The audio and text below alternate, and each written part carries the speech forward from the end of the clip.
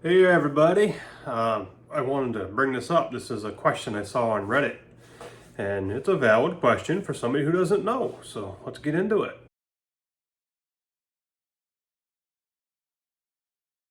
As you can see, the title, Will Ham Radio Work Long Distance with Major North American Power Outages?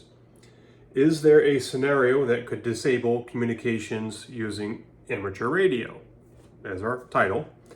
I'm not going to read this all word for word for you. You can read it in the clip. So basically, we've got somebody here unfamiliar with radio, unfamiliar with ham radio. He and his mother live together. They're about 95 air miles, as the crow flies, from the rest of his family. He wants to be able to make sure that they can communicate should anything happen. Valid.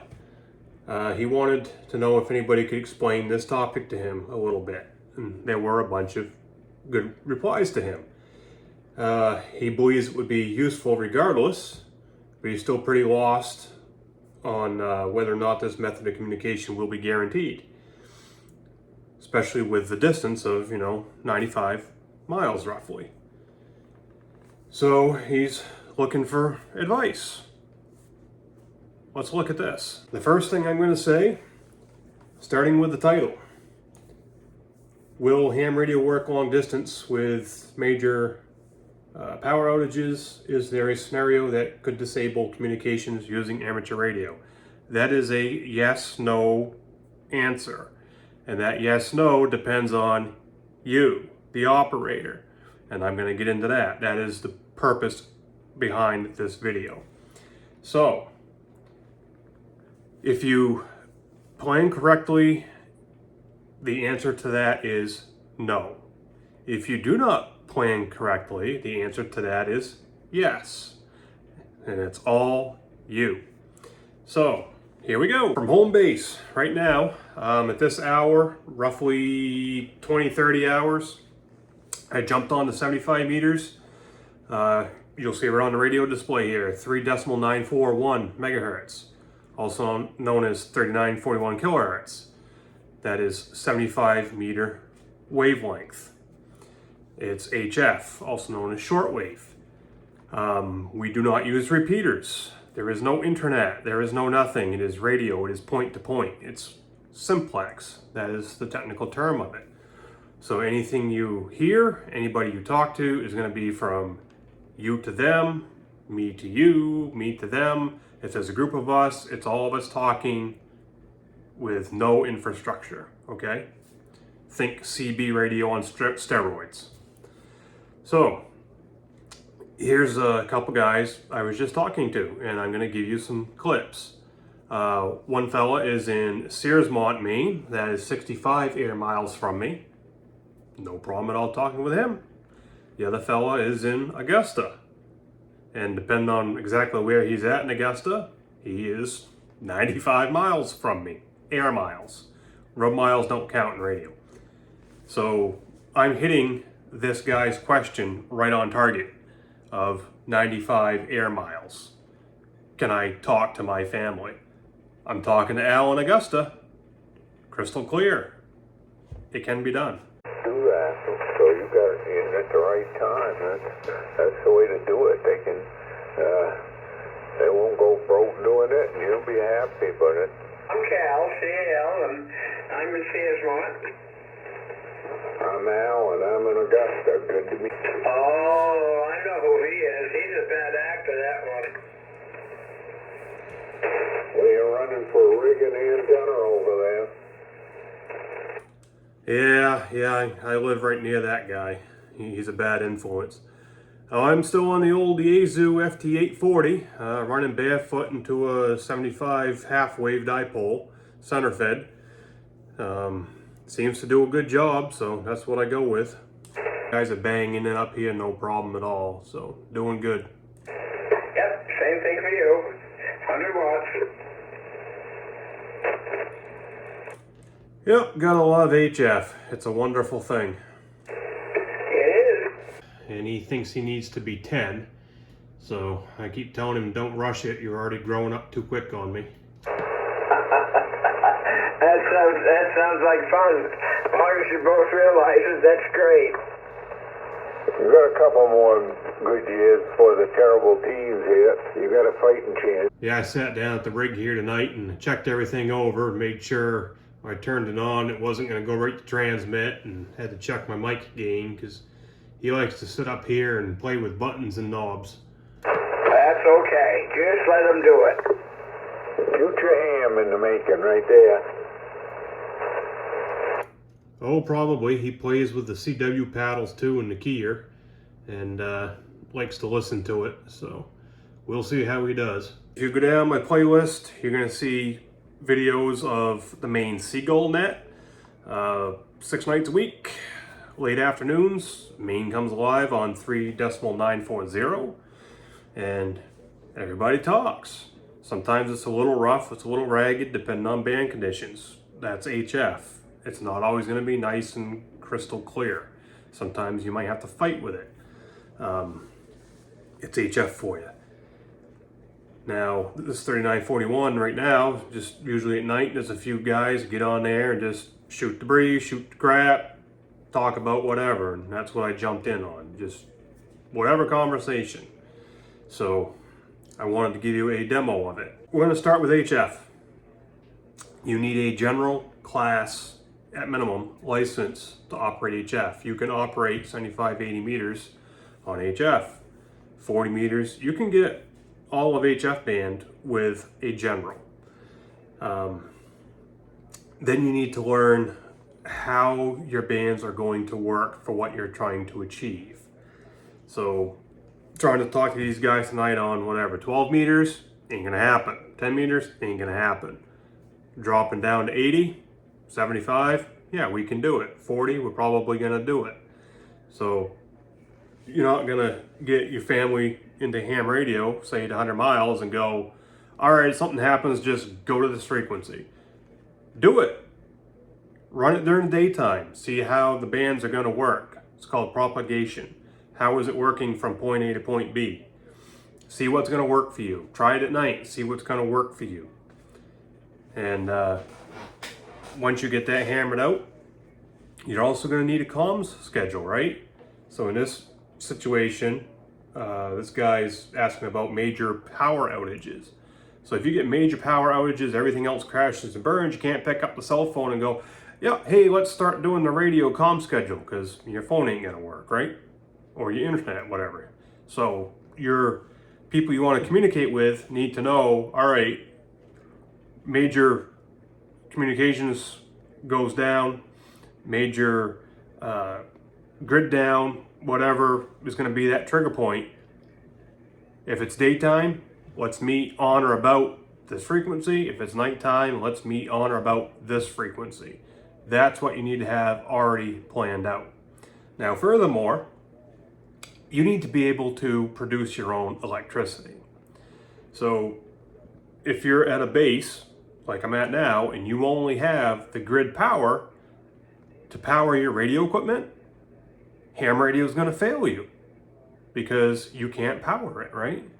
Is that amateur radio itself failing? No, it's you failing because you have failed to have adequate backup power to power your equipment. That's not the radio's fault.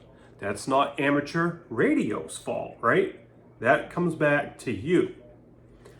So if you have 12-volt batteries to power your stuff, generators, whatever it may be, solar power, you can keep a power source going to your radio.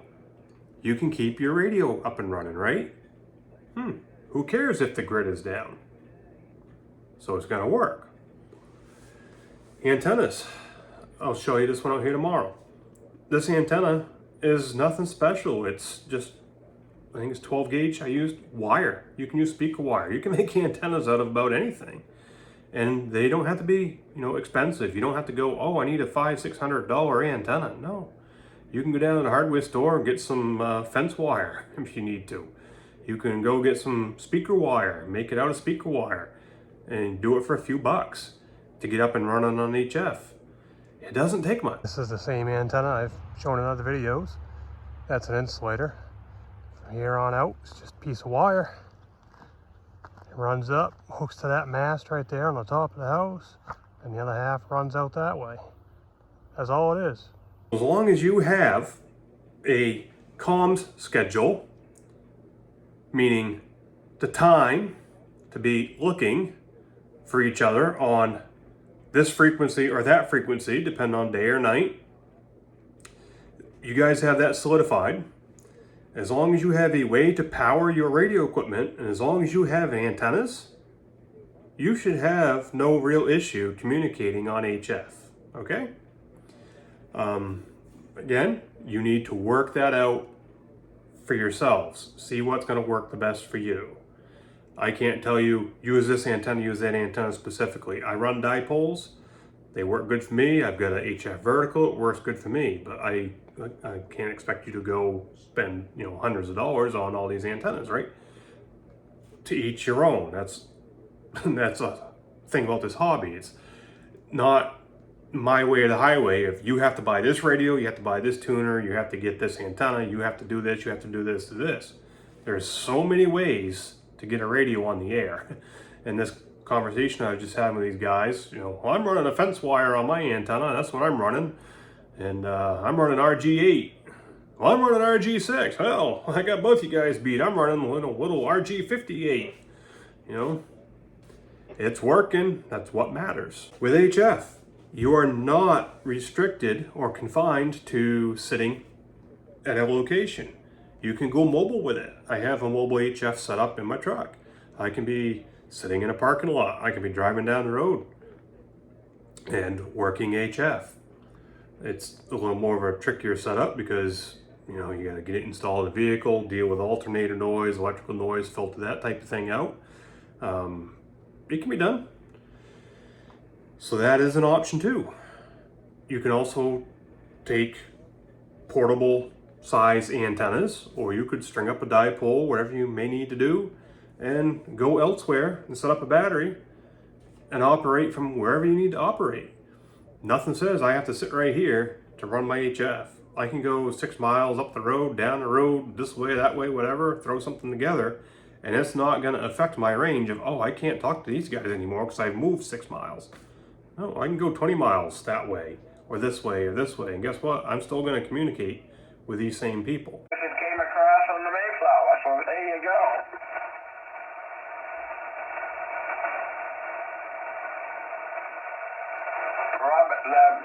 Robert Latham came over and went down and married Susanna Winslow.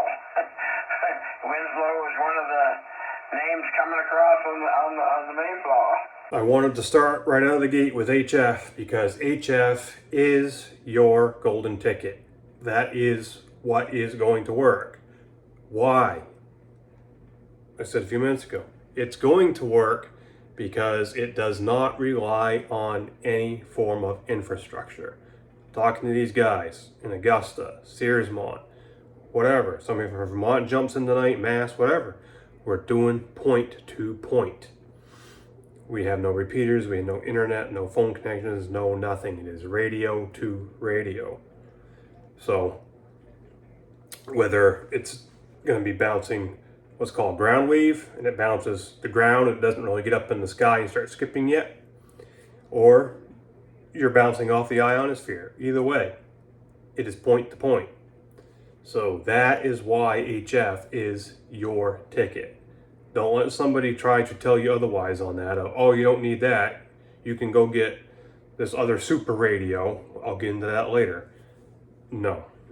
And I'm going to explain all that for you. Your normal everyday use, everything's up and running, functioning fine. Repeaters are up, internet's up. You can do a lot of other things with amateur radio in the VHF, UHF bands, which your technician license would cover. But remember, if you only have a tech license, you can't use much in HF, right? So, for example, everything is running fine. You can use a portable radio like this and talk around the world with it, right? Yeah, you sure can. I can use a portable radio like this, hit a local repeater that might be 4 or 5 miles away, talk to somebody who's also hitting that same repeater, or maybe it's a linked repeater system, analog, and talk to somebody 100 miles away on analog, or maybe on digital, without using an internet link, because your power's up, your repeater or repeaters are up, your links are up, everything is running fine, right? If we go to digital modes like DMR, digital mobile radio, or fusion, something like that. So example, a local fusion repeater. Let's say we do something like that, or a local DMR repeater. Let's say it's 3 miles away. I can stand here and I can talk to anybody in the world with this portable radio because I'm using that repeater, which is then linked through the internet to other repeaters. Take it all away. Yeah, absolutely. On an every normal day basis, running DMR, running digital modes, it's awesome because it's cool and it works. And usually it works pretty good. But you can't rely on that to be your grid down communication strategy, because it's a network, right? It's infrastructure. So internet crashes and burns, you've lost your internet connections for your digital systems. Think about that. Now you have digital standalone repeaters that can't communicate with each other. Okay, so mom's 100 miles away, or mom's with you, brothers and sisters 100 miles away, like this guy indicates. You know, for months, years, you use DMR, portables. Hey, this is awesome, this is great. And all of a sudden, it's not there because the network is down, internet's down, or major power outage. Repeaters need power to operate. A lot of them have backup power. Well, that backup power is not infinite. It's gonna run out at some point for some reason, right? So you lose that. Now you're going, well, crap, you know, I thought this was gonna work. Ham radio was gonna work. Well, this is where we get back to the yes and the no thing, right? Yes, it was working when everything in the system was working, but you lost that vulnerable system, and now it's failing you. Now it's not working, because you cannot stand here with a portable radio and talk to somebody 100 miles away, point to point. It ain't gonna happen. As I said with the HF and the power thing, is this amateur radio failing? No, it's not. It's doing exactly what it's supposed to do. Without the network, it's not going to work. And if people can't comprehend that, that's on the operator. So that's a human issue, right? That's not a radio issue. So he needs to understand that. I actually did have a ham argue with me a few years ago about DMR, trying to tell me that DMR was still going to work even if the internet was down. I said, and how do you figure? Because when you can't link these repeaters together anymore, how's it going to work? Well, it's still going to work. Well, if it's still going to work, then why are they linked to the internet in the first place? You know, crickets, chirp, chirp, chirp, chirp, chirp, chirp, nothing.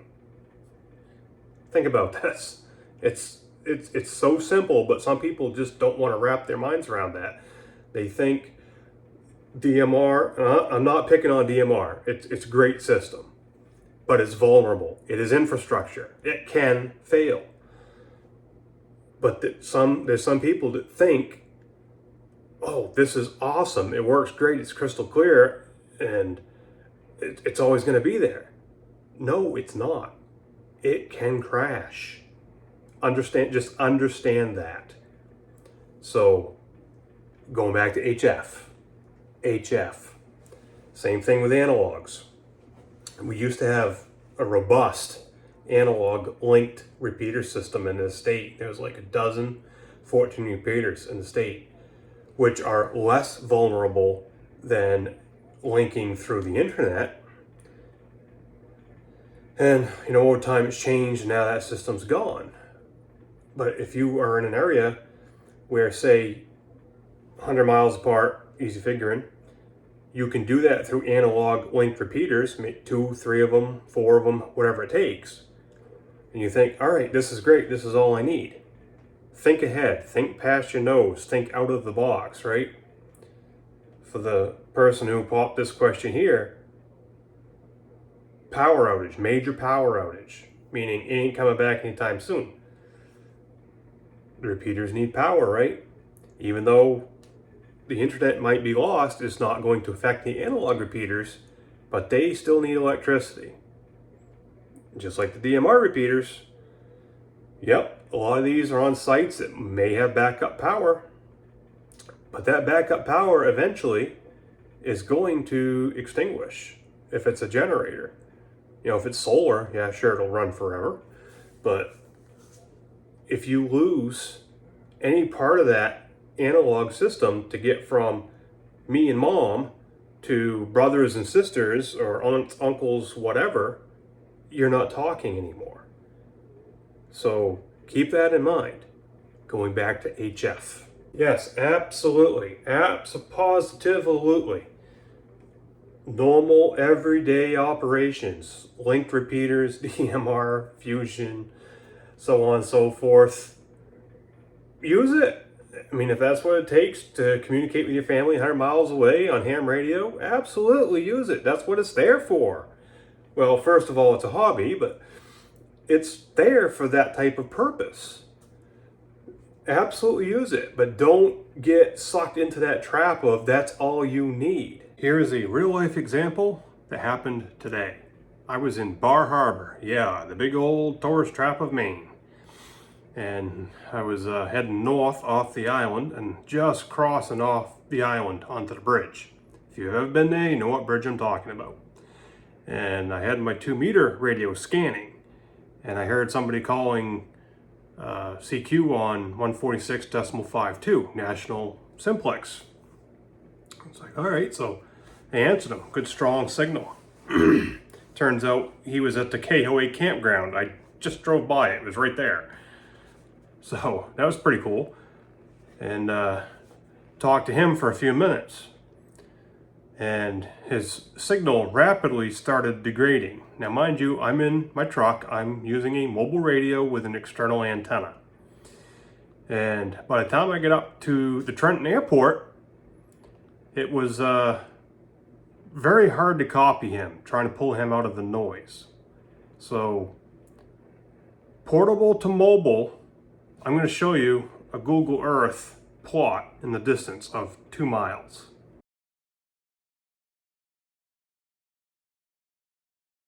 Okay, you can see where I was on the road on the north end and where he was at the KOA down there at the head of the island.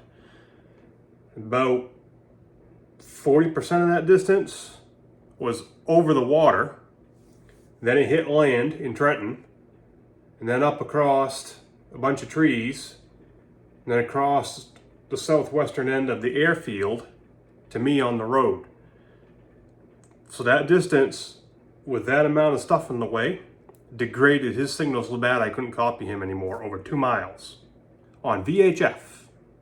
Okay, and his handheld's probably running what, 5 watts of power or something like that. It's pretty standard thing.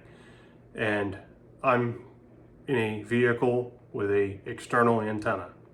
Keep that in mind.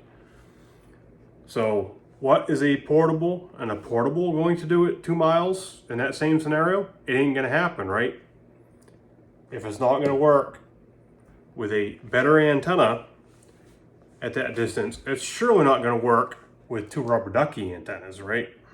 Ham radio being diverse, doing basically what you want to be able to do for antennas and radio equipment. Yes, there are some laws you need to follow. You will learn about them when you get your radio license, when you're studying for it. Such as, you know, how much power you can run, right? We don't need to be like some of these CBers down south trying to run 3, 4, 5,000 watts. You don't need it. So, in me talking with these guys downstate tonight, I was running 100 watts. They were running 100 watts, and we're talking just fine on HF, right? Now, here at the house, I've got a 80 feet of tower out back. and I've got antennas on the top of it, VHF and UHF. I've got radios set up right here. Now I cannot talk with 50 watts of power on an 80-foot antenna, well, tower with the antenna on top.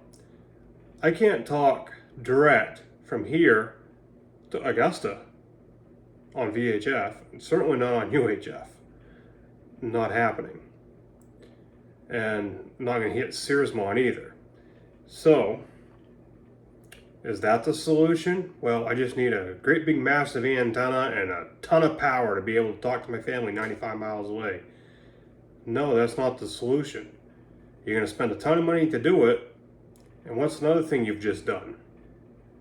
You've just confined yourself to that one spot, right? Because you're not going to be able to go downstairs, you're not going to be able to go outside, you're not going to be able to do anything else unless you learn how to crossband. And I've got a video on doing that. Now you'd have to have the same thing on the other end, and it's going to cost you a lot more than it's worth to try and do that on VHF. You can try it on 6 meters, maybe that would work.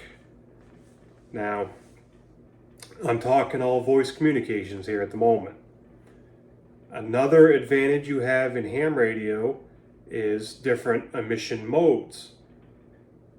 You have sideband, right? And you can go and operate on 2 meter sideband. You can operate on 6 meter sideband. On 75 meters earlier there, I was operating on sideband, not AM, not FM. So that's going to help you. What's something else you can do? You can run digital modes. That's an option for you too. You can't do that on CB and other forms of communications like MERS, FRS, GMRS.